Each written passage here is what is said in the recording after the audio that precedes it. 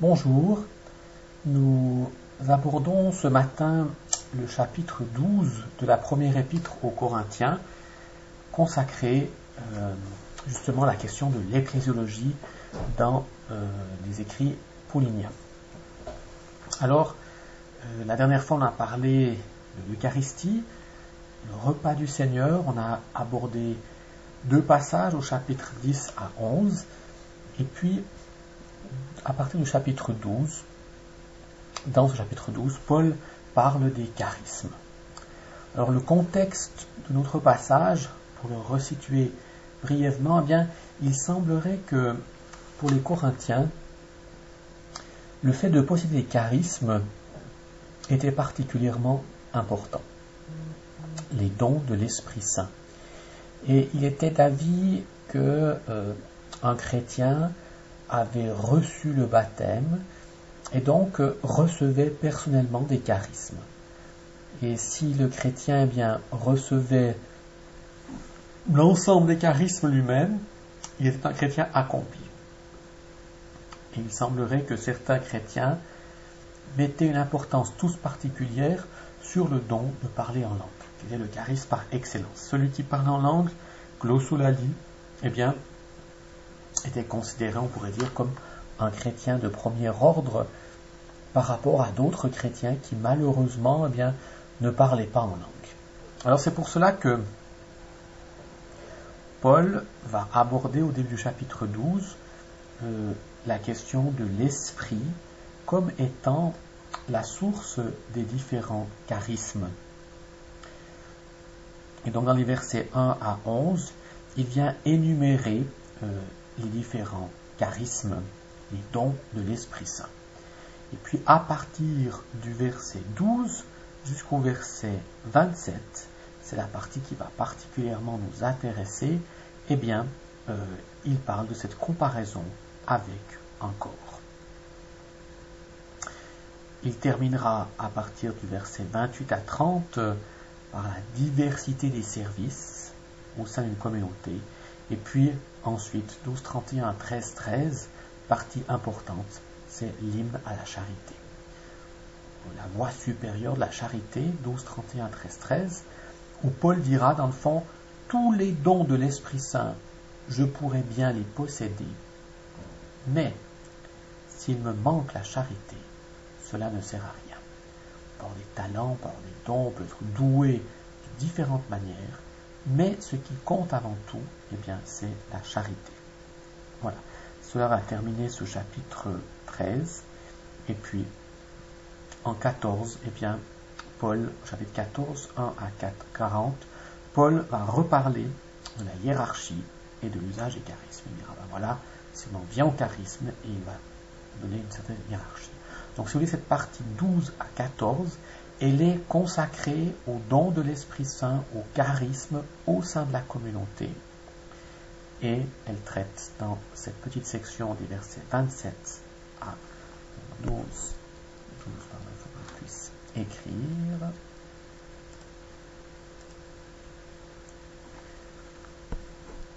Douze, 27, pardon, 12, 28, 12 à 27, voilà. C'est la partie consacrée à la comparaison avec un corps. Voilà.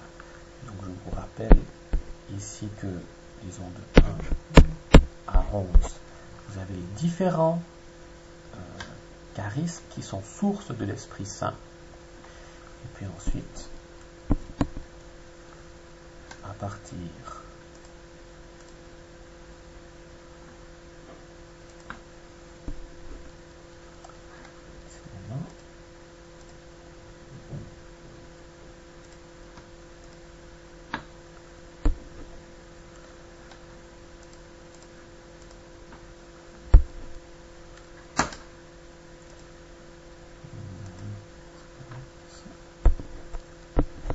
à partir de 12, 28 jusqu'à 30, la diversité des services, 12, 31 jusqu'à 13, l'hymne à la charité, et tout le chapitre 14,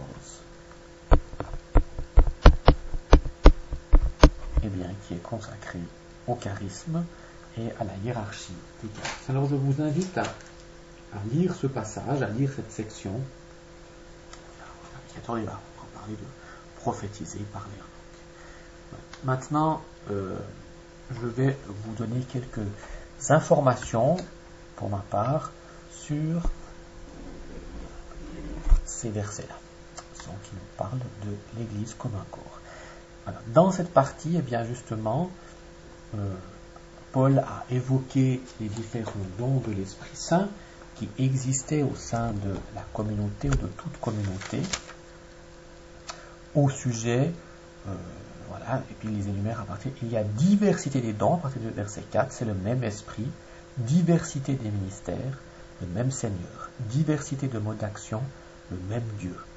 À chacun est donné la manifestation de l'esprit en vue du bien de tous, à l'un un esprit de sagesse, à l'autre la connaissance, à l'un la foi. Ce sont les dons de la guérison, d'opérer des miracles, de prophétiser, de discerner, de parler en langue. À un autre, enfin, de les interpréter. Mais tout cela, c'est l'unique esprit qu'il met en œuvre. Il évoque les différentes classes de la communauté, et puis maintenant, il va dire, eh bien, il va aborder à partir du verset 12, ce qu'il convient de comprendre, comment comprendre ce qui arrive dans une communauté. Et Paul va corriger ici, eh bien, ceux qui pensaient que, dans le fond, il y avait un certain individualisme dans cette communauté de Corinthe. Un individualisme dans la communauté de Corinthe. Bien. Alors, Paul va prendre ici un exemple, l'exemple d'un corps. Et dans le fond, si vous voulez, dans notre partie 12 à 27, il y a comme 3 versets dans la première partie, le verset 12. Et puis à nouveau le verset 20, mais on pourrait même reprendre également le verset 14, où Paul exprime un peu une espèce de leitmotiv. Je vous lis le verset 12. Le corps est un, et pourtant il a plusieurs membres. Et puis au verset 14, le corps ne se compose d'un seul membre, ne se compose pas d'un seul membre, mais de plusieurs. Et puis en 20, eh bien, il y a donc plusieurs membres, mais un seul corps. Voilà. Donc, vous voyez, il y a ici cette idée, un corps, plusieurs membres. Ça c'est comme le leitmotiv, et c'est pour cela qu'habituellement, on étudie la partie 12 à 20 comme étant la première partie, disons, de cette section, et dans laquelle, eh bien, Paul explique qu'il y a un corps et plusieurs membres. Voilà, un seul corps, plusieurs membres, une inclusion. Puis à partir du verset 21 et ceci jusqu'à 26, eh bien, Paul va jouer sur des comparatifs. Il va donner des exemples, des comparaisons. Nous verrons ça ensuite. Alors maintenant, dans cette première partie, 12 à 20, eh bien, Paul va comparer l'Église à un corps dont il y a plusieurs membres. Je résume un peu, je relis brièvement sans tout lire. Je lis le corps, le verset 12, et puis ensuite vient, il dit, tous les membres, malgré leur nombre, ne forment qu'un seul corps. Il en est du même du Christ. Et puis il va faire appel au baptême, car tous nous avons été un seul esprit, un seul corps, juif, grec, esclave, homme libre, abreuvés d'un seul esprit. Puis il va prendre ensuite des exemples de ce corps. Si le pied disait, comment je ne suis pas la main? Je ne fais pas partie du corps. Si l'oreille, comme je ne suis pas un œil, je ne fais pas partie du corps. Cesserait-elle pour autant d'appartenir au corps? Si le corps entier était l'œil, où serait l'ouïe? Ainsi de suite. Alors, vous voyez, il compare vraiment l'Église à un corps humain. Paul n'a pas inventé cette image de l'Église comme un corps, elle a été reprise plusieurs fois. Nous avons différents exemples. Nous avons Platon.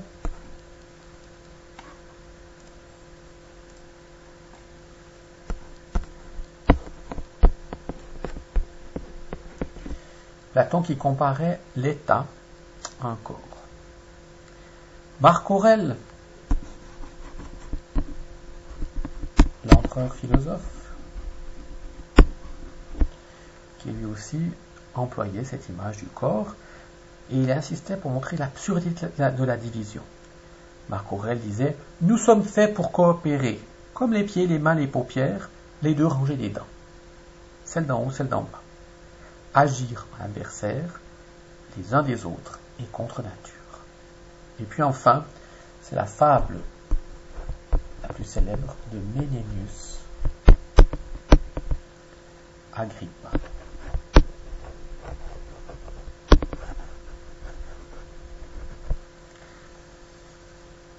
Et c'est Tite-Live qui nous livre cette fable. C'est une fable. Au temps où le corps humain ne formait pas comme aujourd'hui en tout en parfaite harmonie, mais où chaque membre avait son opinion et son langage, tous s'étaient indignés d'avoir le souci, la peine, la charge d'être pourvoyeur de l'estomac, tandis que lui, oisif, au milieu d'eux, n'avait qu'à jouir des plaisirs qu'on lui procurait.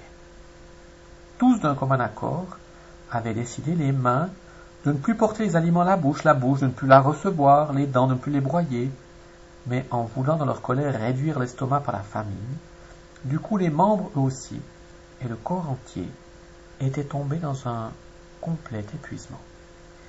Ils avaient alors compris que la fonction de l'estomac n'était pas non plus une sinécure, que s'ils le nourrissaient, il les nourrissait en renvoyant en toutes les parties du corps ce principe de vie et de force réparti entre toutes les veines, le fruit, la digestion, le sang. Et donc, Paul reprend cette image et va l'enrichir. Une grande différence, c'est que Menenius Agrippa, Marc Aurèle, Platon, ils emploient ces exemples pour expliquer que dans la société, dans le fond, pas tous n'ont le même rôle. Et qu'il faut accepter qu'il y a des estomacs, c'est-à-dire des décideurs, des patrons, des chefs qui semblent ne pas faire grand-chose, mais qui sont utiles et nécessaires, et puis qu'il y a des petites mains qui font beaucoup de travail, mais ça ne suffit pas. Il faut les deux. Paul, lui, va l'employer, non pas pour justifier les différences sociales, mais comme il le dira au verset 13, pour dire que tous sont égaux en Jésus-Christ. Bien. Alors, lisons maintenant, où je commente quelque peu ces différents versets de l'Église comme un corps.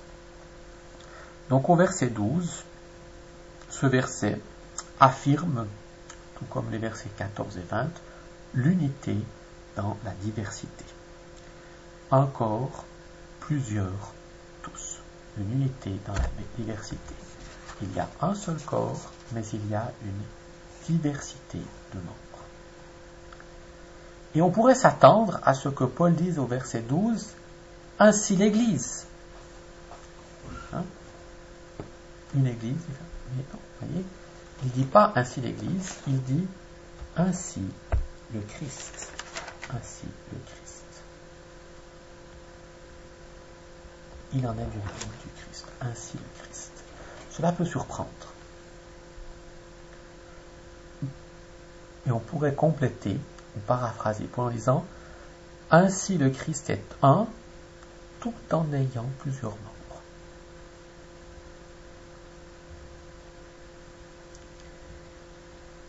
Le Christ est un.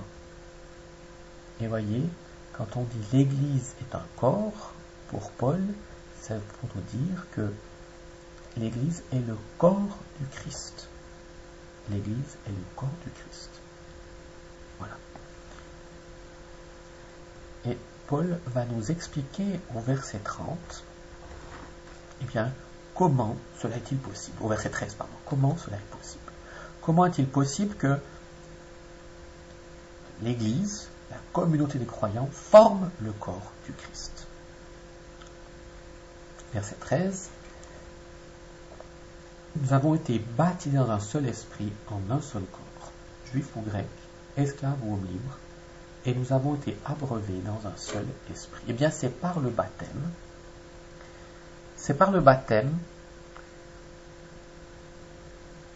que le chrétien est agrégé au corps du Christ. Vous voyez, la communauté chrétienne a quelque chose de particulier. Si je fais un petit schéma, c'est la communauté chrétienne. Et on est agrégé, on devient une partie de ce corps par le baptême.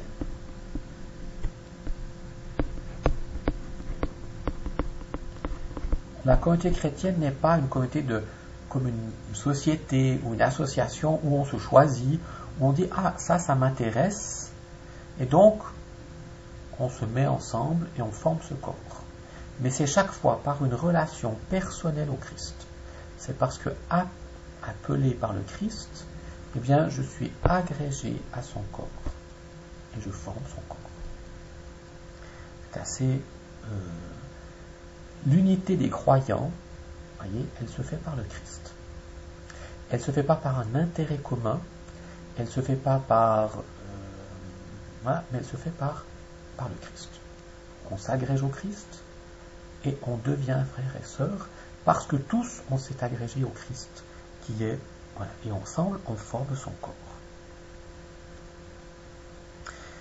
L'importance du baptême, vous voyez, c'est ça, ici est évoqué le sacrement du baptême pour l'incorporation au corps unique du Christ. Et Paul le rappelle, celui qui reçoit le baptême, eh bien, jouit des fruits de l'Esprit Saint.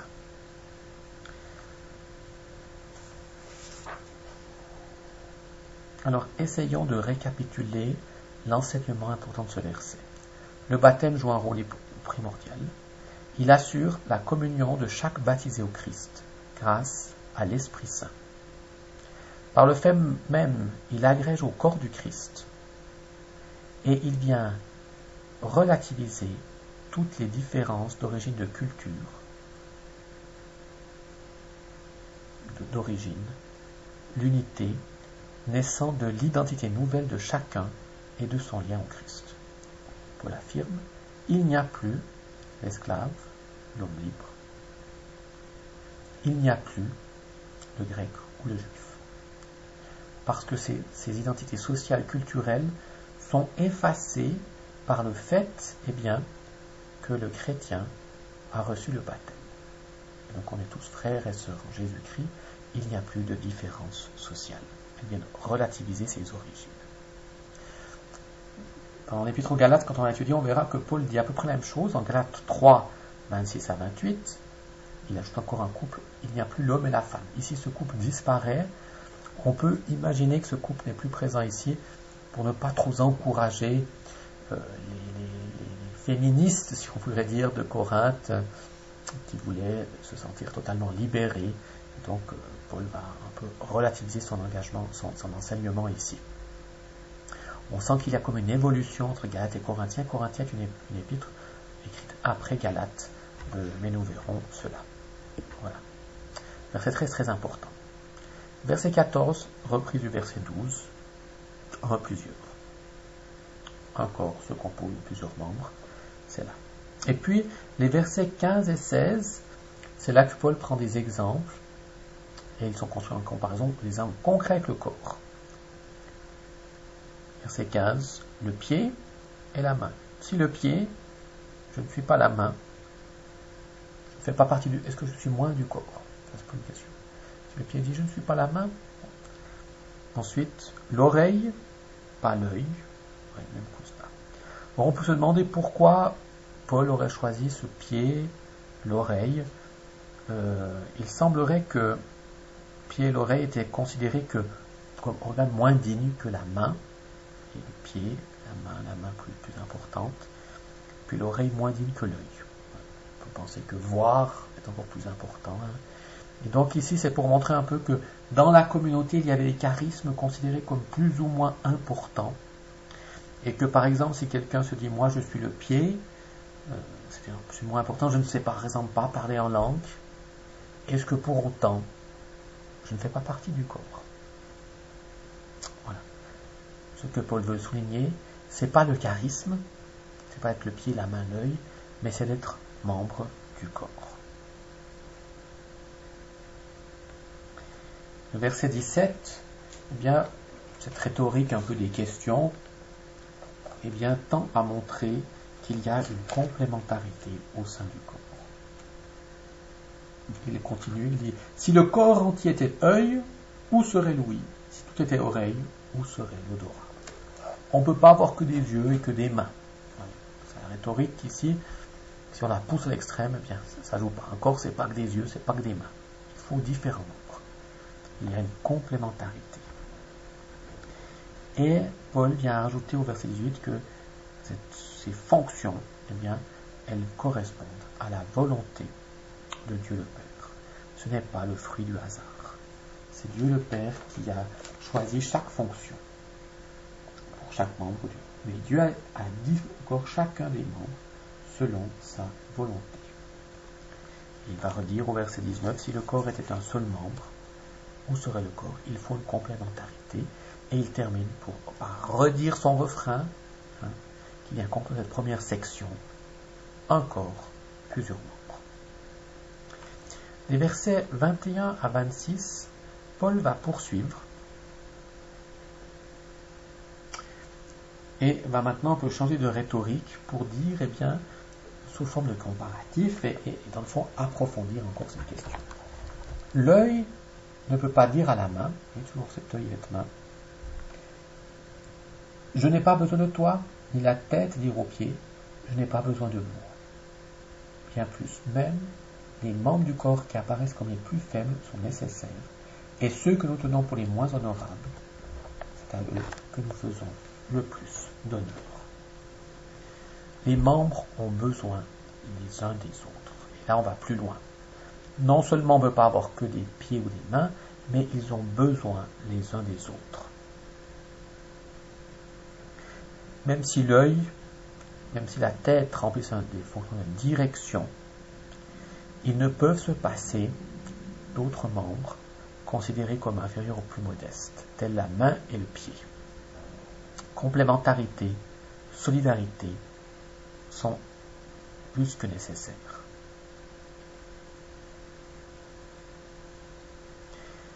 Voilà, Paul va poursuivre dans cette ligne et au verset 23, eh bien, il dit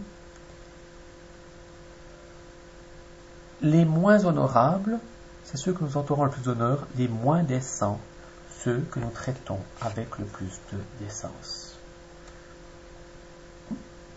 Il ne faut pas trop serrer l'image, il ne faut pas trop essayer d'identifier les membres dont il est question ici. On pourrait se discuter. L'identification paraît secondaire, mais ce qu'il faut retenir, c'est la défense, la valeur des plus petits, des plus démunis entrepris par Paul. Et là, on sent à côté, il va y avoir comme une espèce de certains membres, on a déjà vu que l'Eucharistie, les plus riches qui se réunissaient, qui mangeaient, qui n'attendaient pas les autres, et ont beaucoup de différences sociales. Et Paul dit, les petits sont aussi importants. Voilà. Et il poursuit au verset 24, qui forme une antithèse dans le fond, ce verset 24 avec le précédent. Les moins décents sont ceux que nous traitons avec le plus de décence. Ceux qui sont décents n'en ont pas besoin. Il est vrai que ce qui est fort, ce qui s'impose de lui-même, n'a pas besoin d'être défendu. Par contre, eh bien, il faut toujours défendre, s'occuper de ce qui est petit, de ce qui est fragile. Et c'est au verset 25 que l'on va apprendre quelle est la finalité de ce comportement de Dieu.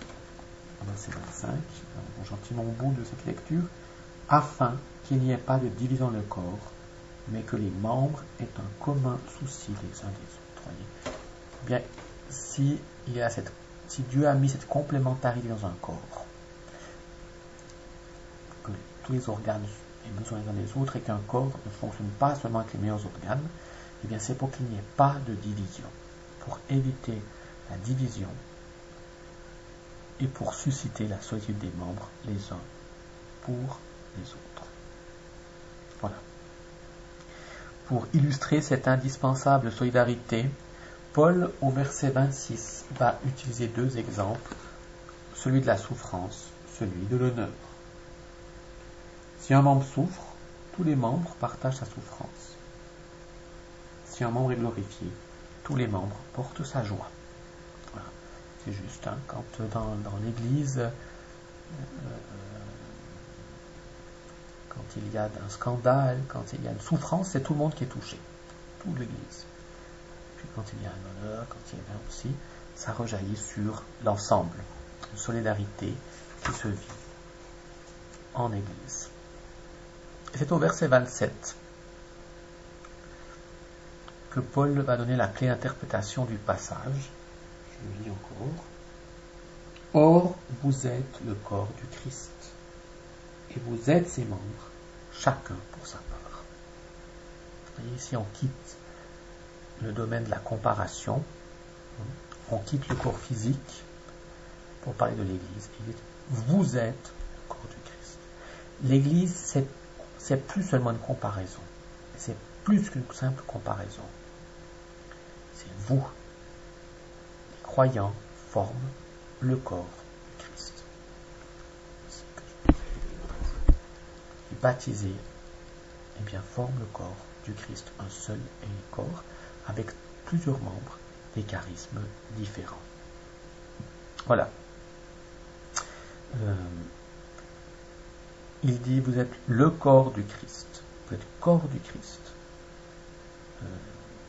C'est fort, c'est important, c'est pas seulement une comparaison.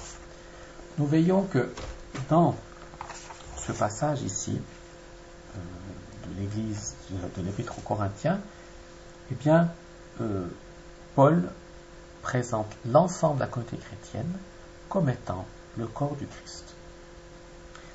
Il reprendra cette même image et la développera dans l'Épître aux Romains. On peut aussi lire ce passage, chapitre 12, versets 4 à 8. Elle est reprise en partie dans d'autres passages de Corinthiens, mais c'est là qu'il la développe. Elle sera vraiment bien reprise dans ces passages ici de 12 à 14 à 8 de l'Épître aux Romains. Pour récapituler l'enseignement, c'est de se rappeler que ce qui est premier, c'est le Christ. C'est par le baptême qu'on en est incorporé et qu'on devient membre du corps. L'Église ne naît pas de l'union de chrétiens entre eux, je ne dis pas, mais de leur agrégation au Christ. L'Église est donc le corps du Christ dans sa visibilité. Elle est donc totalement dépendante de lui. Elle vit de sa vie. Et l'Église, eh bien, doit rendre visible le Christ, doit continuer son œuvre.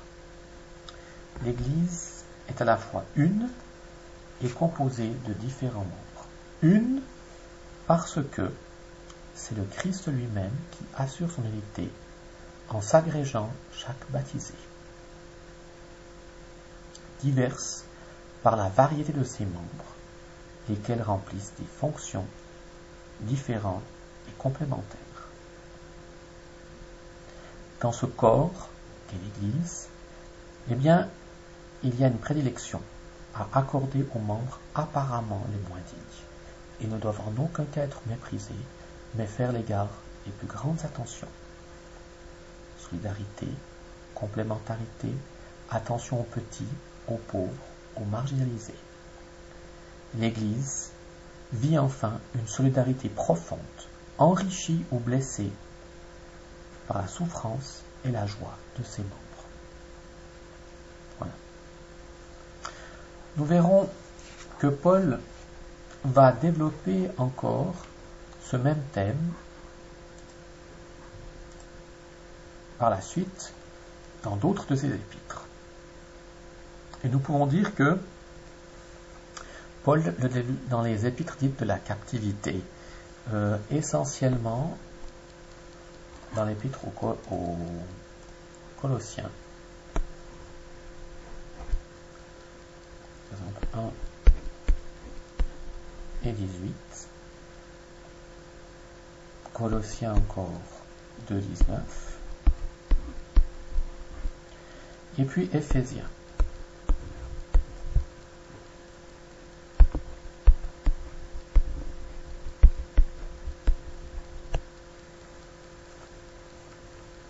Éphésiens 1, 22, 23, mais encore Éphésiens 4,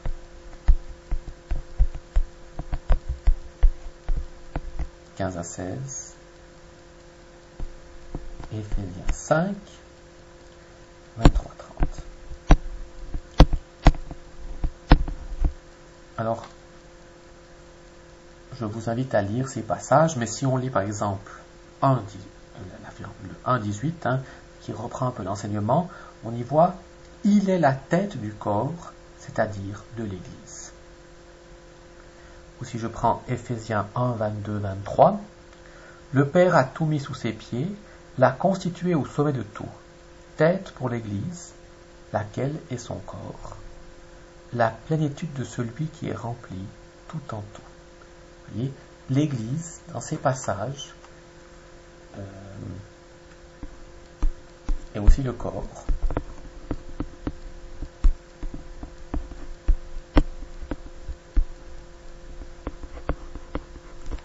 Mais le Christ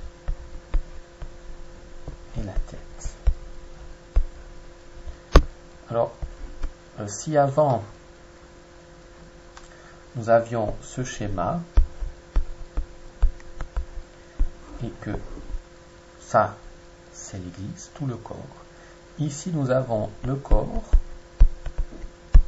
c'est l'Église, et la tête, c'est le Christ. Et donc, voyez ici, dans cette image, ou dans c'est une autre image, qui reprend le corps, mais qui l'a revu différemment. Ici, nous sommes tout le corps. Il n'y a pas de tête, justement, il n'y a pas de hiérarchie, mais il y a des charismes différents.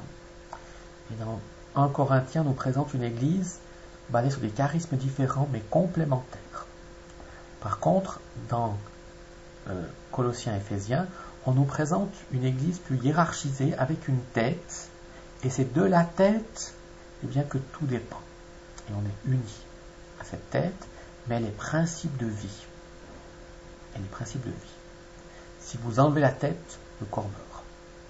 Ce qui est juste aussi, si vous enlevez la tête, le corps meurt. La tête aussi, quelque part, mais c'est ça. Mais donc, tout dépend, voilà, il y a ça de hiérarchie. Et donc, dans Colossiens et Éphésiens, nous avons ici, on nous présente une église plus hiérarchique, avec une autorité. On peut voir ici une évolution de la pensée. Dans 1 Corinthiens, dans Romains encore, qui sont des épîtres de Paul, qu'il compose vers 56, 57, voire 58, eh bien, Paul nous parle d'une église basée sur les charismes, où il n'y a pas encore de fonction très précise, peu d'hierarchie. Éphésiens, Colossiens, épîtres plus tardives, et je vous disais, sont des épîtres d'un Paul après Paul, dont l'authenticité est remise par plusieurs. Eh bien, on voit bien ici, cette question penche en faveur justement de cette attitude d'avoir que c'est pas vraiment Paul. En tout cas, il y a une grande évolution, et on sent ici bien que l'Église s'est mieux structurée, elle s'est développée, et donc on est un peu plus loin. C'est pas que c'est faux, c'est pas que c'est pas bon, mais c'est simplement que l'Église a besoin de se structurer un peu davantage, et tout à coup, eh bien, nous présente une Église avec une tête, avec une espèce de hiérarchie, et moins basée sur les charismes, comme c'était dans le cas dans les communautés de Paul. Voilà. Alors, l'Église, corps du Christ, telle que présentée dans Corinthiens, cette idée va être reprise également dans l'Église, notamment au Concile Vatican II. On va reprendre de l'Église, corps du Christ, peuple de Dieu, On avait déjà eu cette idée qui était précédant un peu le concile avec l'Église comme étant le corps mystique du Christ. Hein. Voilà. Mais c'est encore à nouveau une redécouverte. Pendant longtemps, on a favorisé plutôt cette Église, disons, telle que décrite dans Éphésiens, où le Christ, la tête, où il y a cette hiérarchie forte et bien structurée. Voilà. Je vous laisse lire ces parties 12 à 14. Nous arrivons gentiment au bout de l'épître aux Corinthiens. Le chapitre 15 étant consacré également à la profession de foi. Je vous laisse également lire, si vous êtes pour poursuivre un peu dans cette question de l'ecclésie chez Paul, mais aussi dans le Nouveau Testament plus largement, eh bien, je vous laisse lire dans le livre Introduction au Nouveau Testament, mon ABC de la Bible, les pages 109 et jusqu'à 115. Voilà, donc là nous avons d'abord, je donne quelques informations sur les différentes ecclésies du Nouveau Testament. Ça dépasse un peu Paul, et puis également Paul, et puis ensuite l'église plus structurée de Corinthe, de Colossiens et Éphésiens. Voilà, je vous souhaite une bonne fin de journée. À bientôt. Au revoir.